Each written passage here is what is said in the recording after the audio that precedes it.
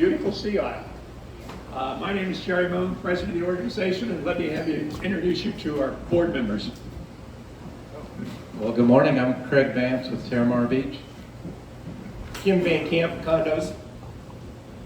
Good morning, Julie Greenwell with Sea Isle.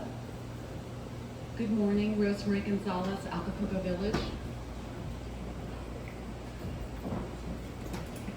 My name's Doug Little. I'm from Lafitte's Cove and Pirates Cove. Joe Trump, Dunes West Beach. Thank you. I don't know if there's any others that are here. Okay, let me have a chance to introduce you to some of our elected officials. Bree Robb, City Council Member of District 6. State Representative Terry Lee Wilson.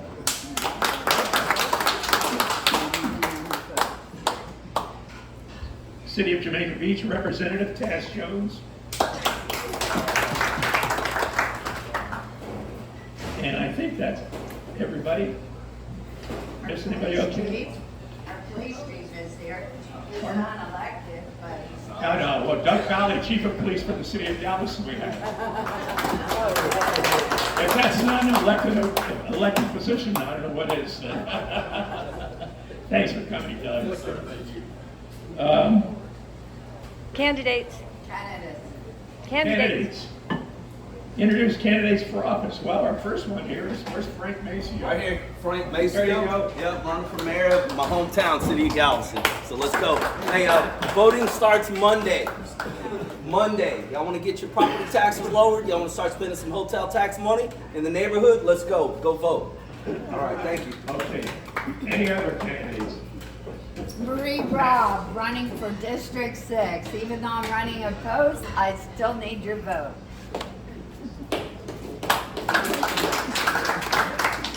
And Melissa, go ahead. thank you, Jerry. I'm Melissa Joseph, and I'm running for Jamaica Beach City Council. I echo Frank here. Early voting starts Monday, and I hope to get Jamaica Beach's vote. Thank you. Thank you. Terry Lou, you want to say a few words? State representative, so we run every 2 years, so I'm up again, and I do have 2 opponents in the fall, so I will need your help then. So thank you so much. I appreciate not having a primary opponent, so thank you very, very much for that confidence. Well, you're doing a great job for us. Thank you. Anyone else?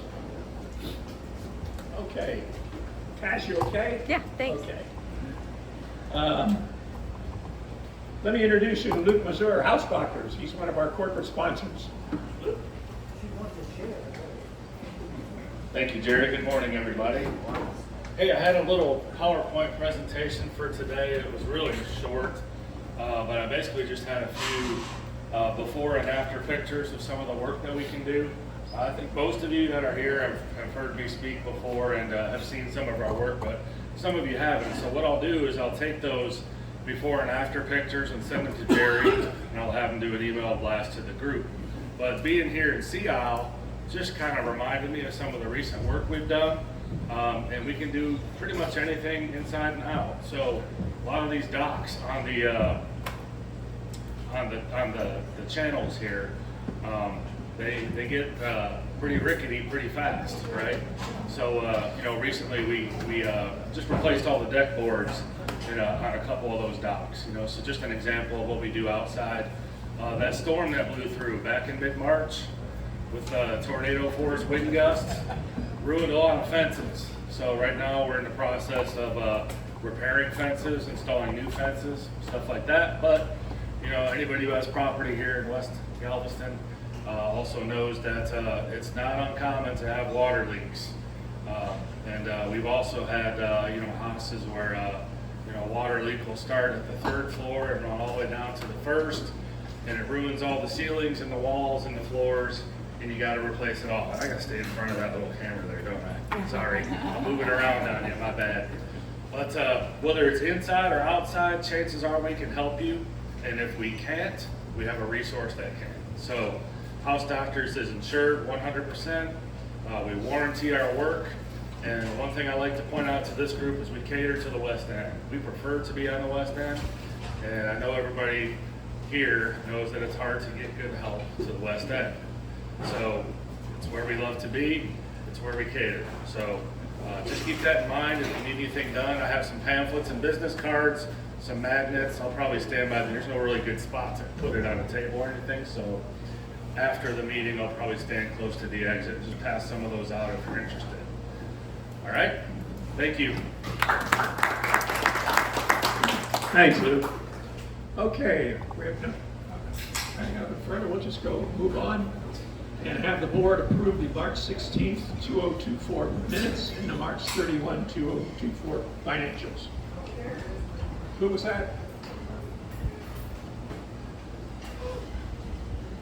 Rosemary? Who seconds? I'll second. Okay, Jen, thank you. All in favor?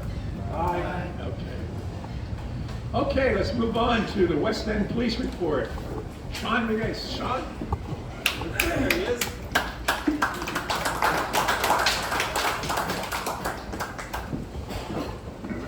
Morning, everybody. Hear me okay? Yeah. Well, it's prom season, so get ready. This is where we're at. I know everybody heard there was an event on the San Luis Pass this weekend. It's kind of been a point of contention for our Point San Luis weekend contingent. Basically, I'm going to tell you there were some things we could have done better. And one of the things we could have done better was our first officers that were out there could have taken a decibel reading. And what that would have done was that would have killed everything. It wouldn't have killed the base and it wouldn't have killed the party, but it would have killed the perception that festered into some really nasty emails and went to City Hall and went to city officials that the City of Galveston Police Department was more or less impotent and refused to help their citizens. That's not what happened. We did respond. We didn't leave anybody hanging. There were some things we could have done better, and we identified some operational failures. The chief one was we had guys went out, didn't take a decibel reading.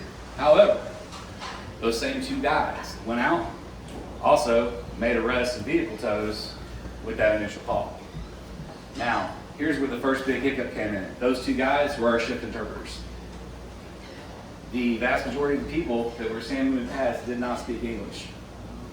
So now we just lost our main two interpreters, our main means of effective communication, right off the bat in the first wave. Additionally, there are other things happening in the rest of the city of Galveston. We had multiple proms from school districts that are well outside the Galveston County area, as well as other special events going on the island as far as conventions, which bring a lot of people. So in town was a little bit busy. There was a point at which it was inferred that we were understaffed. I'd like to address that. That's a very subjective deal. The desire was for us to go out and shut down a party that was very large on the West End. We're good with that. We wanted to do that. We were hampered with several things. One, a language barrier, so we're waiting for those officers to get back in service so that we can effectively do this without having to use a lot of force, because in the long run, that's just not the way you want to do things. You want to do things diplomatically. Two, we were having access issues to San Luis Pass. It is true, all of our supervisors have four-wheel drive capability, but that stops there. I drive one of those four-wheel drive vehicles. I grew up down here. I know how to take the fishing trails in a front-wheel drive Honda Civic to get all the way up to San Luis Pass and make it back so I don't have to call my parents and explain to them at 2 o'clock in the morning why I'm stuck leaving a party. A lot of our guys don't know how to do that, number one. Number two, you've entrusted them with a brand new $65,000 2024 Chevrolet Police Tahoe package. Those vehicles are like tanks, and when they hit the sand, the first thing they do, the first little bit of soft sand they hit, is they sink, and they sink straight to the frame. Our normal pathways that these guys know inside and out during the days, during daylight hours, and sometimes at night to get out there, we're also hampered by the fact that we've had a nice hard southwest wind, which has brought some great surf, but it's also pushed water up. So the low-lying areas that our guys have to cross through to get out to San Luis Pass to address that party are filled with water. And as I've trained them, you don't drive through that, you don't know how deep it is. Our cars do not turn into submarines. As much as we would like to do that, we don't have that capability. So those things are taken into account. As we received multiple calls and as actions were taken, eventually once things were stable enough, the lieutenant and one of the sergeants was able to chart a way out there and lead everybody in. And at that point, we held all non-in-progress and non-emergency calls in the city of Galveston. So we put all the quality of life issues that were going on the east end of the island on hold for about 2.5 hours and pulled every available unit out there till we could clear that beach. And we were able to do that. Now, this is where the understaffing illusion or appearance comes in. In order to move a crowd that size with as little incident as possible, you need officers. In daylight hours, for a crowd that's not drinking, that can 100% communicate with you effectively, your average ratio for that is about 1 officer per 100 people. When you add a language barrier, when you add alcohol, when you add nighttime and limited visibility, that increases. So much like you see at Mardi Gras during the day, we're working at crowd patrol operations with what we minimally need, but our numbers surge at night because that's when that tipping point happens. Same thing happens with the beach party. In order for the shift to handle that effectively and safely, they needed about 90% of the shift out there to take care of that. As soon as they were able to muster those numbers and do that, they did. I know it took a while. I know it didn't happen as fast as everybody wanted it to, but that's the reality of what happened. I mean, we did a complete analysis of all the calls, and specifically related to the emails that came in, and specifically related to that call at San Luis, the calls coming in for San Luis Pass. There were 14. So 14 that generated incident numbers, just for that area alone. All 14 of those were addressed, and they were addressed through multiple actions. So a couple things we're doing moving forward. One, if you call and you want to remain anonymous, we'll work with you as much as we can to make that happen. But you're probably going to get a call back from either dispatcher or officer. In order for us to measure a decibel, take a decibel reading for sound awareness violation, it's got to be at the property line from where the violation is being received. So if you're standing on your back porch and you live in Point San Luis and you call in a noise complaint, then I need to go stand on your back porch and take that decibel reading. If you tell dispatch that you want to remain anonymous, and then when we see that pop up in the computer that you want to remain anonymous, we go out and do what we can, and then we move on to the next call. I mean, it's business. If you want contact, tell them you want contact, because then you'll have an officer there one-on-one to speak directly with you. Some people request contact by phone. That's okay. We had that happen. They called and requested to talk to supervisor by phone. Within 8 minutes, there were 3 units back out there addressing issues. So we didn't leave anybody stranded. We didn't leave anybody high and dry. We handled it to the best of our abilities. Again, I will tell you, we should have taken decibel readings right off the bat. That's on us, and we've taken corrective measures on that. Another thing that we've done is we've adjusted our patrol posture for the rest of the year. For the entirety of the year, we have scheduled checks that are spaced out throughout peak times during the day, where we will have a unit go out and drive San Luis Pass to report numbers, report on crowd activities, whether there's people out there or not. There's going to be a unit out there driving. On the weekends, same way. Now, between Labor Day and Memorial Day, we're doing that every day. Outside of that main peak time, we're doing it on the weekends. But we're going to increase, patrols in that area. Outside of that, we're going to continue to do what we're doing, like monitoring social media. We missed this one. This event, that was actually a promoted event on the west end of the island. That event was voted predominantly in Latin American circles and outside of the city. We had people from Austin, Dallas, and San Antonio that were involved in this event. It was targeted more toward a larger Venezuelan contingent to come down and have a beach day. These guys came down, and man, I got some redneck cousins that'd be jealous of some of the stuff that was out there on San Luis Pass. You've got people out there in vehicles that have a 3-foot lift kit on them. What? 3-foot lift kits. They gotta use a ladder to have a flip out stairs to get in there. With all the cool LED lights and the giant big road off-road tires. They can access places that we physically can. The route that we normally take to get in was filled with all the cars that couldn't make it out there. They just kind of abandon them like it's, you know, the end of the day, and just walk on toward the water. So part of addressing that is having us out there more regularly to start towing those cars and those vehicles. Yes, ma'am. Because another part of that event was the camping issue. And it is illegal to camp on the beach overnight, period. Correct. And they were there like 2 nights, I think. Something I'm going to work towards, because if we're doing a beach patrol, that should be paid for by hot tax.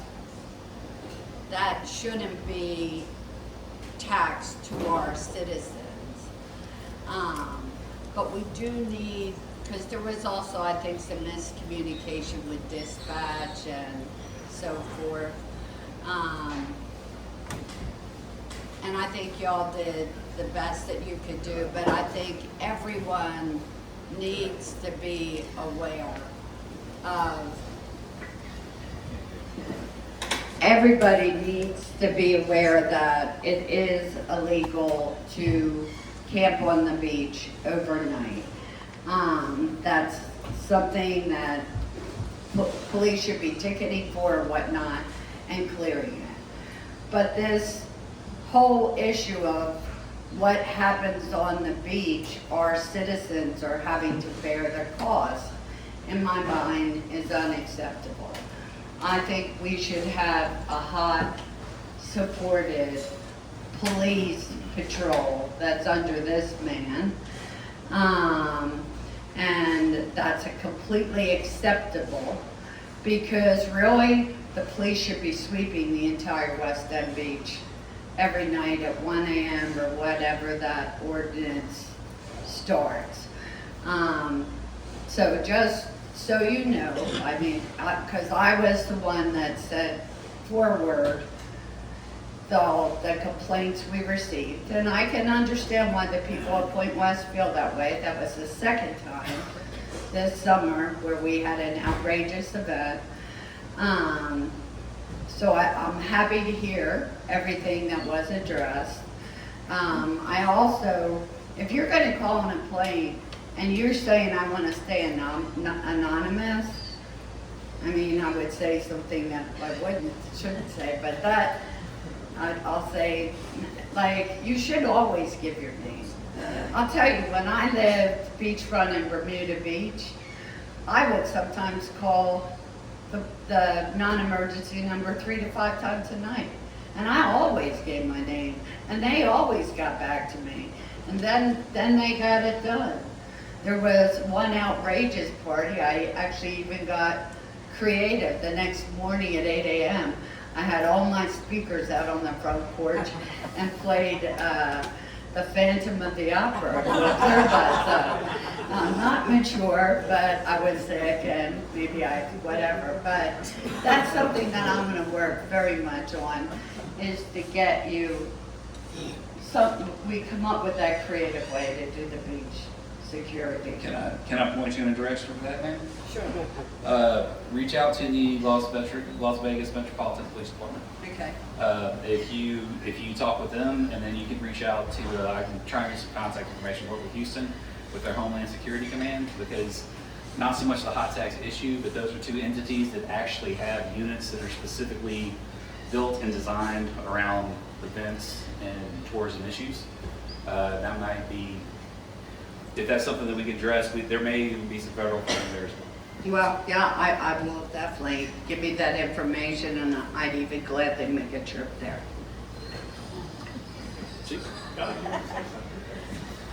Yes, sir. Thank you, Jerry. Really quickly, the fact of the matter is we've had 2 large events on the west end, on the far west end of the island, in a very short period of time.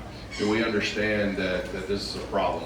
We also understand that this is not the visitor that we want to attract. And the more that it occurs, the more it will attract this type of visitor. Yep. What we are currently working on, and I met with city management this week on it, is that we need to find a way to stop and discourage these types of large-scale events from happening, and that's what we're prepared to do. Those of you that were here very, very long ago when we had open alcohol on the beaches and we had problem after problem after problem, the police department and the city worked to discourage that and stop it, and it was shut down for a very long time. We're looking at the purchase of some all-terrain vehicles, some side-by-sides, ATVs that officers can sweep the sand from the east end of the west end of the island all the way out. And we're looking at it. We're looking at it in certain ways and getting that done. We're working on plans. We're working on plans to go out and assess beaches, especially the pass, because it's so hard to, the accessibility varies from day to day to day, depending on weather conditions and tides and everything else. But we're looking at going out, assessing the pass, determining whether or not it should be accessible. We don't want people stranded out there. We don't want to damage city equipment. We don't want to put officers at risk because they can't get out there and then backup can't get to them.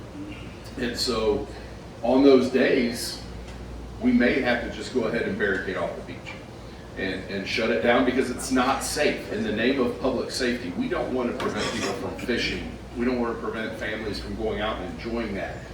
But if we don't shut this down, we're not going to have our families come out.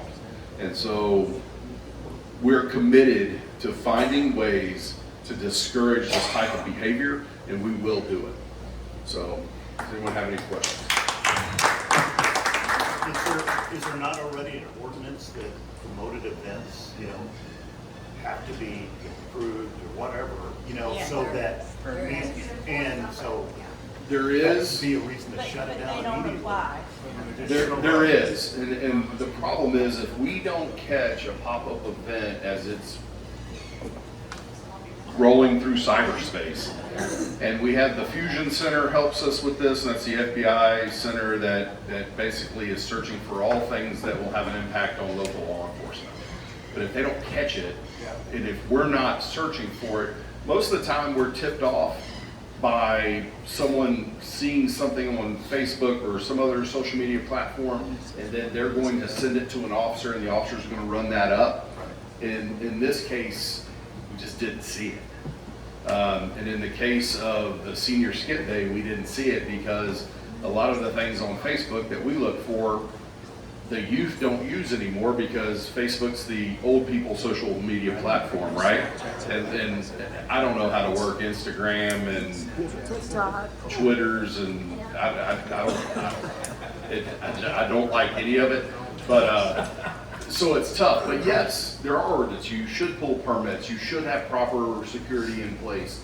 You shouldn't have to pay for barricades, traffic enforcement, all these different things. But it's not occurring, and it's really hard to hold these promoters, because that's what they're considering themselves, accountable. We were successfully able to do it when we had the large-scale slab event in Galveston because we had one promoter who owned it, and we were able to go to him, meet with him, and say, hey, if you continue to do this, these are the ramifications.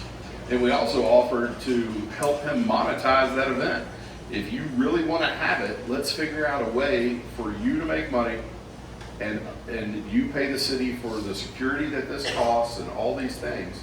And once that started happening, he backed away from it. But it's sometimes you're not going after a person, you're going after a moniker.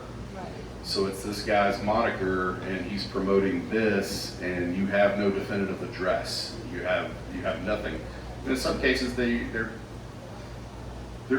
getting vendor money and things. They're trying to sell vending spots and things that we would never tolerate.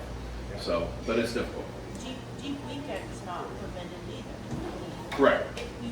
It's hard when you have open beach act. You can't.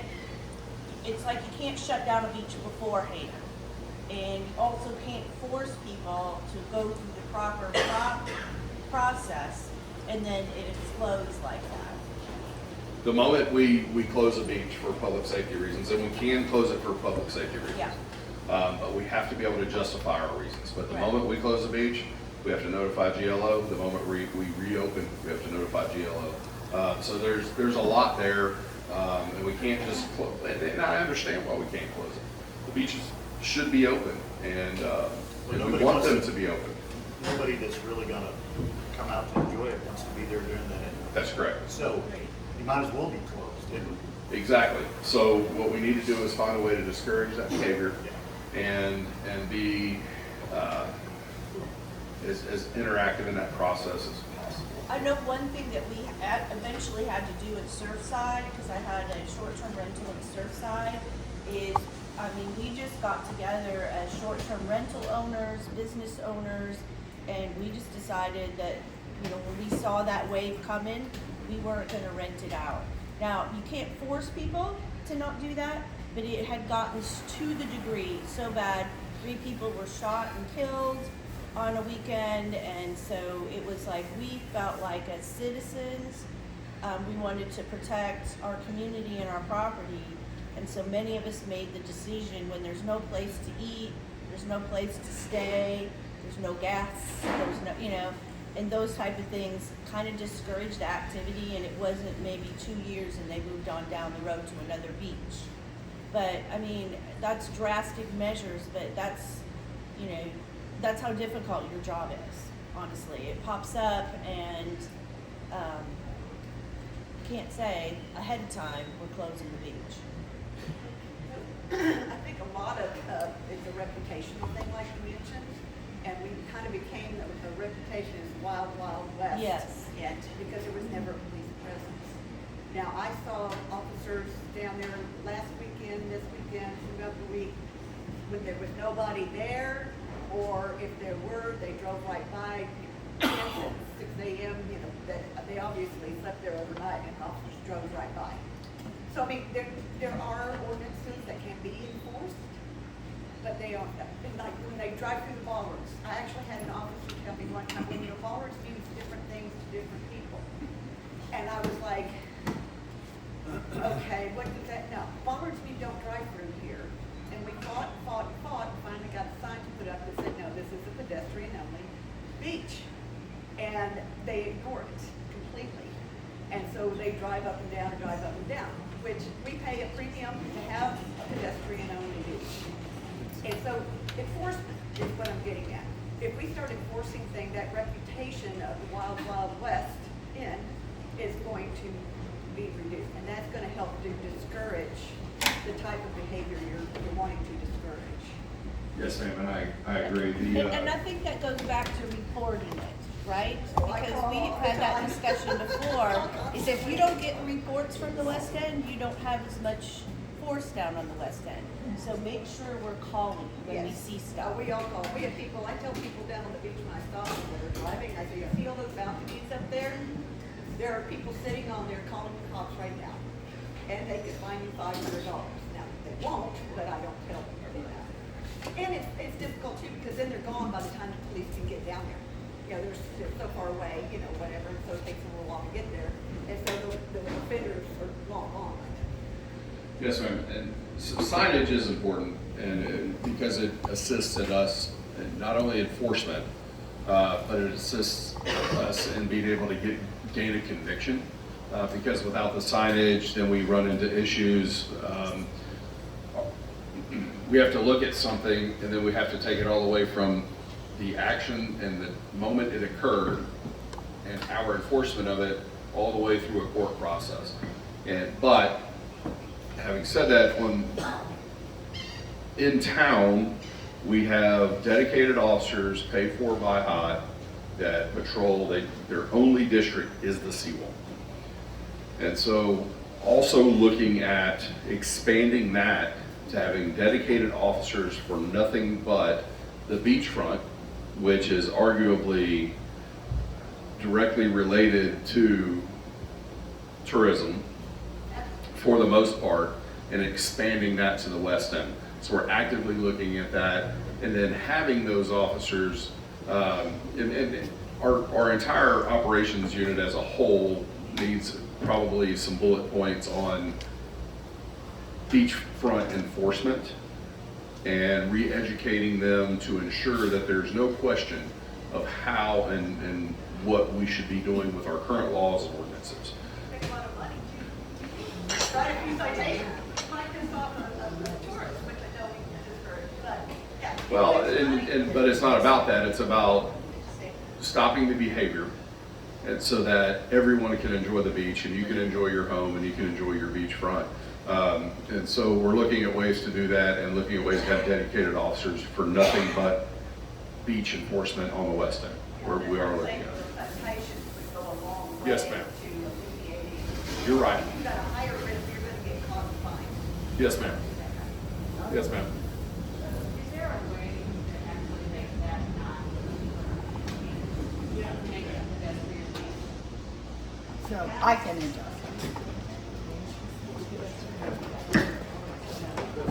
So the question is there a way to make it a non-vehicular beach? And everyone knows my goal is to get all cars off the beach. But fortunately,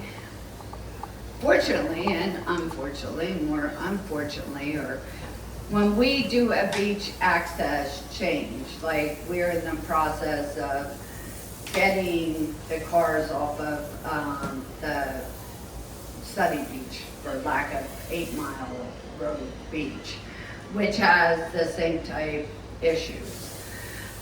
We have to go through a beach access plan amendment. And that is, and also we have to provide the parking spots on to cover the access plan.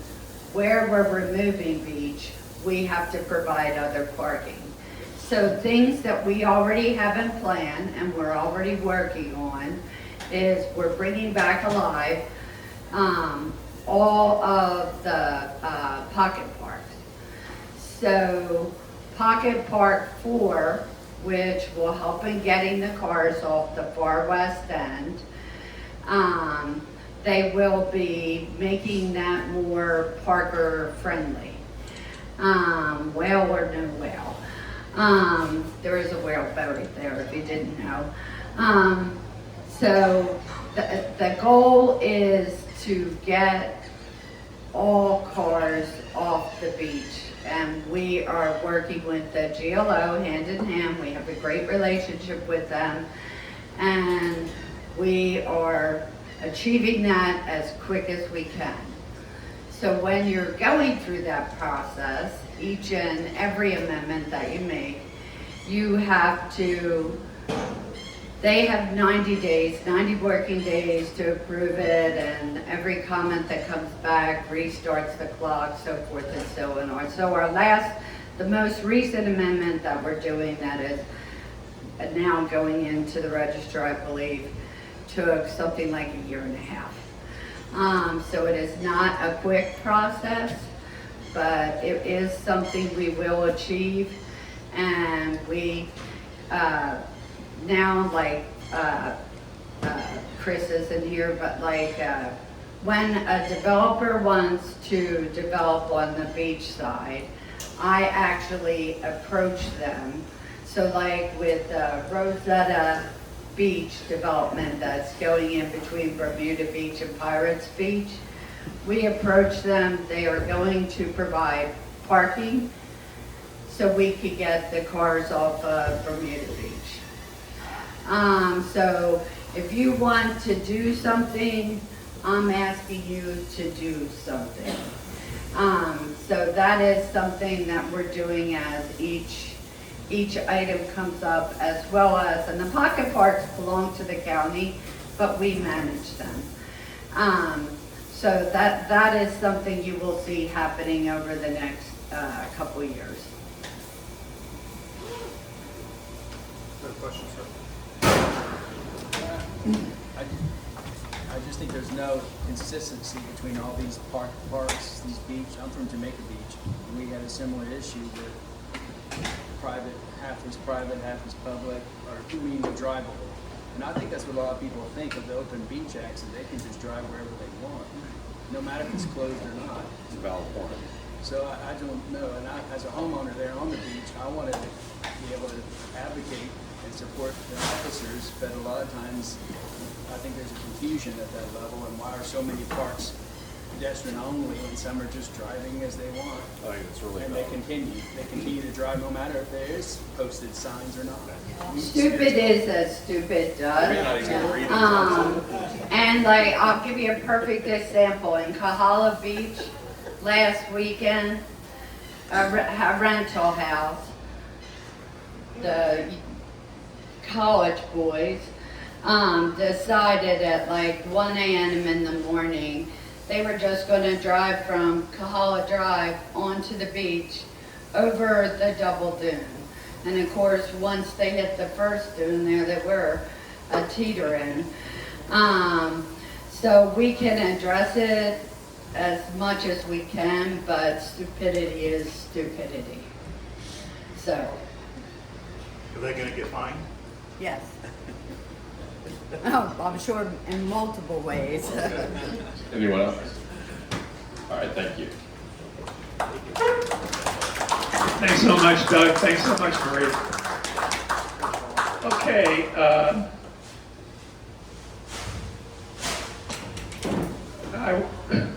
We're next going to have the president of the Galveston Association of Realtors speak, but I want to mention our board member, Julie Greenwell, was the past president of the GAR. I don't know if you see the paper every week, every Saturday morning, they have an article, and they do it 52 times a year. How they can do it, I don't know. But Julie, I'm going to let you introduce Stacey. Hi, Stacey and I work for C&C Properties, and she, like Jerry said, she is the president of the Galveston Association of Realtors, and she would like to give an update on real estate. Her name is Stacey Rubio. Hey everybody, thanks so much for having me and asking me to come out. I appreciate it. It's a little bit of mild intrepidation, right? Coming up before a room of people right now. And so one of the things to remember is we're realtors, we're tradespeople, we're not politicians. So I'm just going to give you the facts as they lay, sort of about the state of our state and the state of what's going on in real estate. Not here today really to talk to you about specific demographics or numbers for sales in the West End. I'm not really here to talk to you about how many properties are for sale in your neighborhood, but I can talk to you about that. Feel free to email me, reach out, we can chat, talk, whatever. But in the meantime, I want to talk to you a little bit about what's been in the news. I want to talk to you just briefly about NAR, the National Association of Realtors, and about TR, the Texas Realtors, used to be called the Texas Association of Realtors.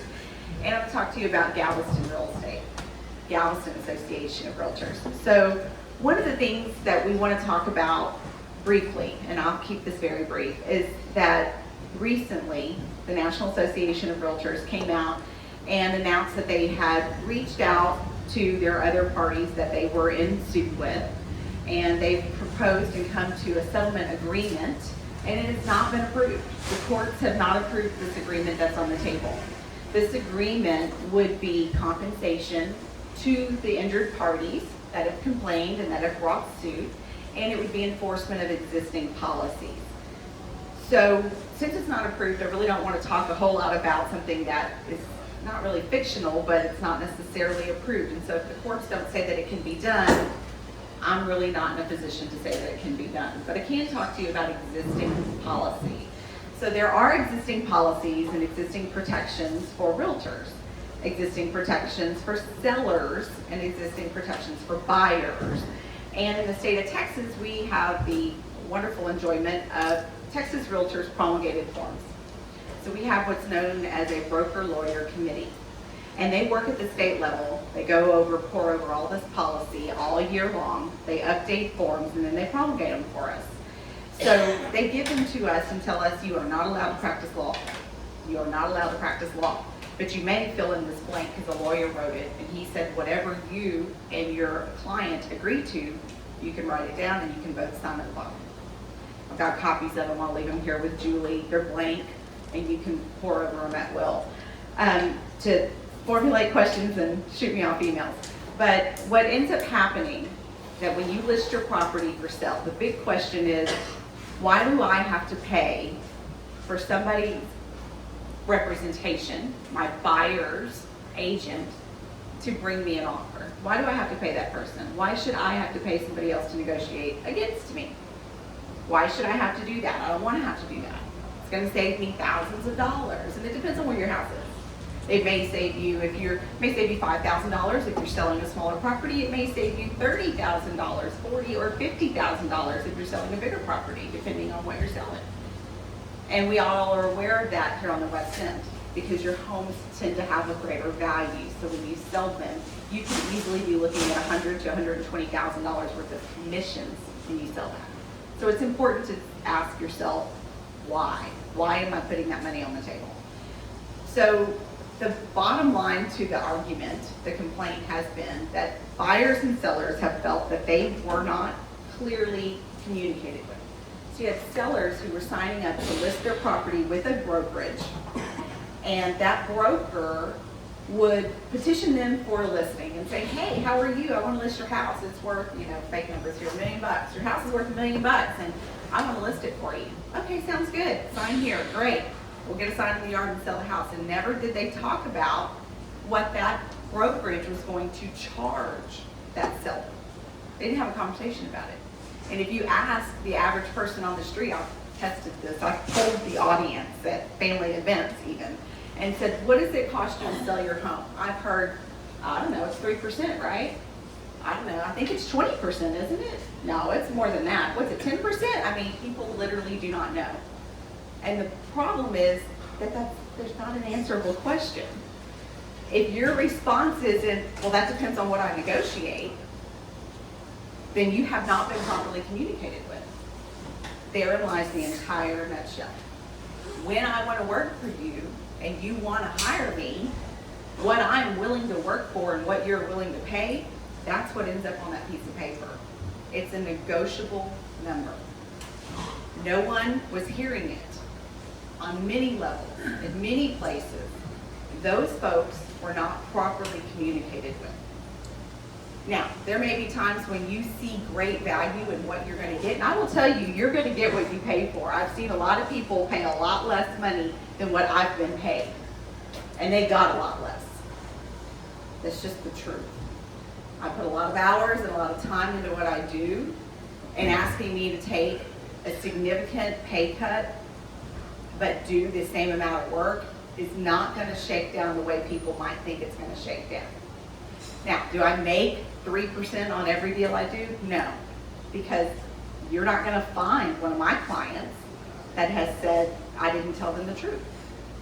From day one, right out of the chute, if you've worked with me, I walked up to you and handed you a piece of paper and said, if you want to hire me, I don't work for free. I didn't drive here in a free car. I didn't sleep last night in a free house, and I didn't eat a free meal this morning. I don't work for free, and neither do you. So, just a second. With that said, the state of Texas has promulgated forms that I said I'd leave here with you that tell you that's negotiable. So when you sign that piece of paper, whether you've been communicated with or not, you're now on the hook for what you signed your name to.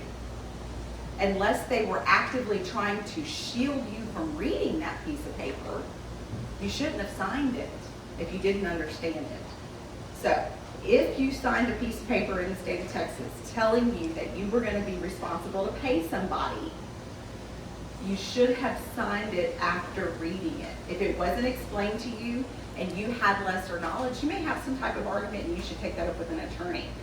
Otherwise, you need to be having these conversations. I need to be having these conversations, very frank conversations with people about money. And it's a lot of money. It's not a small thing. It's not a small amount of money, and it's not a small thing. When you hire someone to do a job, you trust them to do it and do it well. You're hiring them to do something you may not have the information to do yourself. And if you want to do a for sale by owner, for example, and you don't want to do that for no reason, you want to do it because you don't want to pay for a buyer's agent. You don't want to even have that conversation. You want to just sell it yourself. I know a guy, he wants my house, great, sounds good. Go to an attorney and have the papers drawn up and omit the whole conversation. But understand that there are other things on the table and other ramifications that are going to come out of this. Not every home sold on this island is $1 million home. We have first-time home buyers. We have police officers. We have firefighters, near and dear to my heart. We have teachers. We have workers and nurses at UTMB. We have moms and dads who live in Midtown who are trying to raise families. Maybe they spent 5 years and raised the $9,000, and it took them 5 years to save $9,000 to put their first payment, their down payment down for 3% on their FHA loan, and now they're being told, yeah, but the house you want, the seller found out they don't have to pay you. So they're not willing to even try. You've got to come up with money to pay that buyer's agent. Well, the buyer's agent is willing to work with you at a negotiated number, but what is that number? Maybe that buyer's agent has shown you, I don't know, Julie, let's make up a fake number because I'm meeting somebody in an hour that I've shown her 37 properties and spent 2 years and countless weekends and nights working with her. So maybe they can come up with $100. Maybe they've got 500 they can give you for a couple of years compensation. Sure, cool, they can do that. Or if you say, I just simply can't work that much for that amount of money, but I'm happy to take a negotiated rate. I normally would charge you a couple $1,000s, but what can you pay me? And then you work together with that buyer to try to help them. What we're gonna run into, guys, is a lot of first-time home buyers, VA loans. Does everybody realize that in a VA loan, your veterans are not allowed by federal policy to pay directly their agent? It's federal policy. It's against the law. They can't do it. Who wants to take that away from a veteran? Step right up. This is a very big can of worms, so to speak. So there's a lot to be worked out. Policy has to change. Enforcement's got to be strong, but policy has to change. We have to be able to let the HUD, the urban development, we have to allow FHA, Fannie and Freddie, the VA-backed loans. Everybody's got to be allowed to move a little bit, to negotiate a little bit, to say, okay, now wait a minute, we are going to let them roll this into their mortgage. Let's allow, maybe they get a little bit of a kickback from a seller.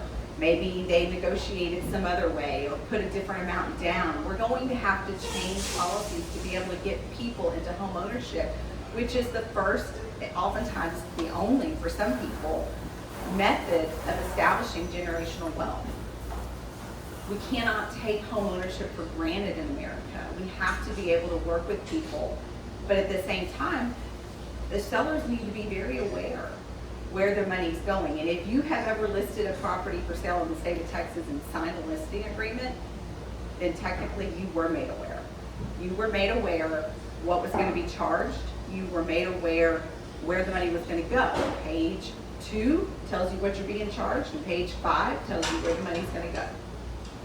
I have copies of it for you to look at. When you negotiate with a buyer's agent, if you're buying a property and you're working with me or anybody else in the state of Texas, you've always had the opportunity to sign a buyer's representation agreement, which takes you firmly out of the realm of only working for the seller. If you've ever bought a property and been told you might as well hire a realtor because it's free to you, raise your hand.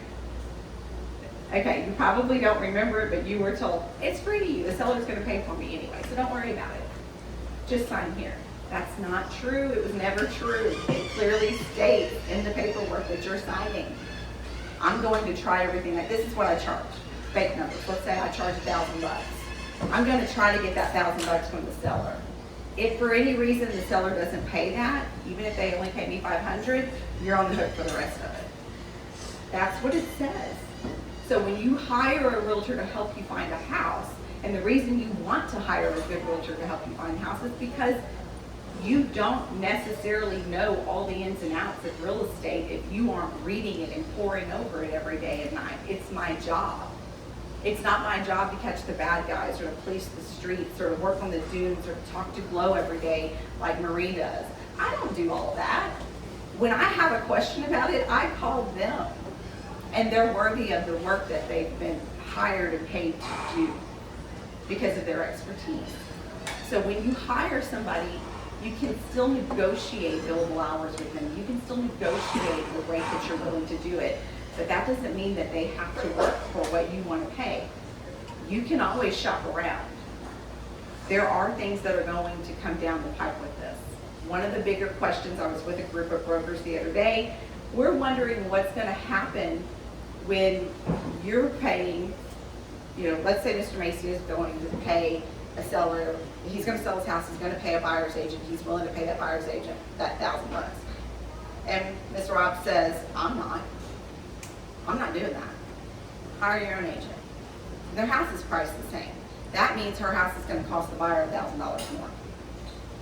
Is the buyer going to pay for her house or his house?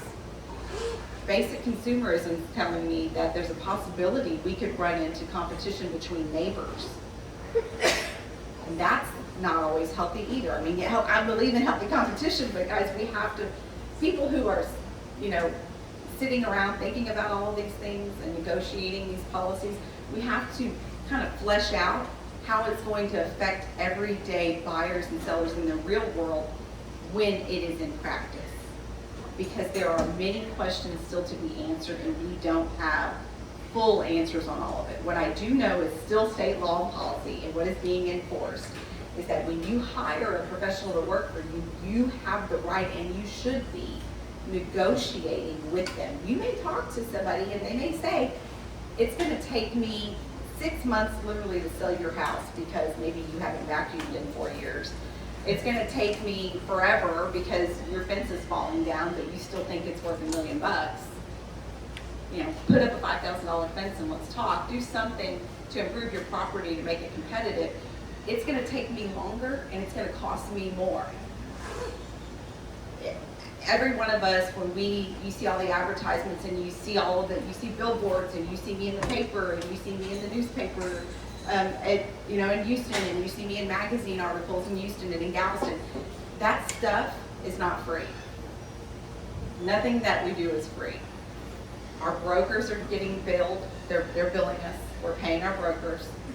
I'm not just fanning myself with $100 bills and sitting on piles of cash, as is previously assumed. We are working hard. We are paying a lot of times assistants and hiring other people. We're paying overhead. We pay insurance. We pay all types of advertising and marketing to get other people's properties sold so that we can keep the engine turning. I don't see how people are going to be able to do it and do it in excellence and do it for free, but I do see how buyers and sellers can work together to negotiate with professionals in their field, and we can sort of level it a little bit. And I think that people can work together to be more fair to each other in conversation and be more fair to each other in negotiation and very transparent. I think that the uncomfortable, frank conversation about money is something that a lot of people don't want to have. And that's how we ended up in this situation. That's how we ended up with the state and the nation having to enforce existing rules and laws. One of the biggest changes is going to be that it's no longer going to be advertised in the multiple listing services. NAR is saying, we want to enforce that you can't advertise it. So if Jerry's selling his house and he's willing to pay 2% to a buyer's agent, It used to be that we had to advertise it in HAR or in GAR, the Galveston Association of Realtors, or the Houston Association of Realtors. Wherever we're advertising it, we would have to say, hey, this house is for sale for X dollars and he's willing to pay this much to the agent. The assumption is that somewhere, I have never done it, I didn't even know it was an option. Julie, I don't know if you even knew this was an option, but people were searching for properties, or they're accused of searching for properties to show a buyer based on what their pay was going to be. So if he's paying 2%, but you, sir, are only paying 1%, then I'm going to, in theory, try to direct him to this house because I'm going to make more money. I've never done that. I didn't even know that was a search filter option, but apparently there are some people who are accused of having done that. That's really bad, because if you're already negotiating and signing the buyer's representation agreement, which you're supposed to be doing, for clarity purposes, I've never worked with a single buyer without one. Never. I've never worked or represented a buyer without one. If you're doing that, then you have a fiduciary responsibility to that buyer. You are a fiduciary to them. You cannot be steering them. You have to put them above yourself. You have to put their needs above your own. That's why if they say, I need your help, Stacey, but I can only afford this much money to pay you, before I sign that piece of paper, I need to decide whether or not I've got the time and the energy to effectively and fairly represent them and give them what they deserve as a fiduciary, because that's truly where I'm looking at getting paid for that time, whatever amount of time it is. And I have to think about that. So I don't mind thinking about it. I'm in a fortunate circumstance, but what's going to happen is that there are some realtors that work strictly with first-time home buyers. There are some realtors that specialize in VA. There will be issues. And we have to wait to see what, unfortunately, we're going to have to wait to see what the government decides is best for everyone to tell us what to do there. There was one, our sitting president did come out and say he didn't see why realtors couldn't take a $10,000 pay cut on each transaction. So what I found out to be interesting is, real numbers. So if the house is just a $300,000 house, then that realtor agreed to work for $9,000 to get that house sold, or that buyer sold, then they didn't make any money. They did it for free. I mean, I don't mind volunteering my time. I volunteer a lot of my time. But my all day, every day, there are days, especially in the spring and summer and this time of year, yeah, I work 15 to 17 hours a day. I'm up all night. I'm up early in the morning. I was up at 5 o'clock this morning working. And I will be up until at least midnight tonight working. And I work all day. Okay, that's my choice. I can limit that. I can take fewer clients, and I can work less and offer fewer services. That's going to come at a cost to me, and that's going to come at a cost to them. I'm not willing to work as a professional tradesperson and put my liabilities on the line and my name on the line for nothing. But I am more than happy to make sure that you get the best service you can at a negotiated rate. And we can agree on what we decide to sell your property for, or what I decide to help you find a property for. That's where I think the jam is. That's where the conversation is, and where the fairness is for everybody. And that's where we're going to come together and get it taken care of in the right way. Are the answers going to happen today? No. Are the answers going to happen eventually? Yes. Will it all sort out and find its way? Yes. Will it be business as usual? For now, yeah, this is Texas. Every form you've signed so far has already said all these things. All this is doing is enforcing the rules. It's just like we were talking about enforcement of ordinances. They're on the books, but if not everybody's following them, we can't, those of us who are, Julie and I, can't be penalized, because our brokerage has already made us do this. Our brokerage has already enforced this for years. And these forms, guys, they've been available to us for decades and been used as well. So it matters who you work with. Integrity matters, and people ought to be willing to have frank conversations with you about your money. That's what I came here to say. Yeah. Sure. I was just gonna say, I think the problem over time is that 3% on both sides became so customary that people didn't Can you use the know. microphone? Absolutely. Right. Yeah. I was saying, I think the problem all arose because the 3% seller and buyer kind of cost became so customary for years and years and years and years that nobody really took the time to think that, oh, I can negotiate that. We recently, well, it was a couple of years ago, sold a home, and it was, we thought it was gonna go fast, right? And the agent was like, okay, well, if we sell it in this amount of time, then I'm gonna give you back part of that commission, and it only made sense because you didn't have to work as hard on that one. You wasn't working 6 months to try to sell the house. So I kind of see both sides of it, and I think something that helps everybody understand, you know, it's not written in stone as much as it is customary, and you have some opportunities to negotiate, which we do on everything else, so why wouldn't we do it on that? Exactly right. That's very true, and that's an excellent point. A lot of it is based on assumptions. Just a lot of non-conversation, reading a lot of assumed numbers, and that's not what's best practice for you or for me. I don't want you to assume that I'll work for something, and I don't want to assume you'll pay a certain amount. I want to have a conversation. And you really always should think of it as services. You shop for everything else. When you are shopping for and interviewing realtors and brokerages, it is perfectly acceptable, and it happens all the time. I think part of the bigger disparities is the communities it's happening in, but it is acceptable to pick up the phone and say, hey, I think I'm interested in selling my property. What do you work for, Stacey?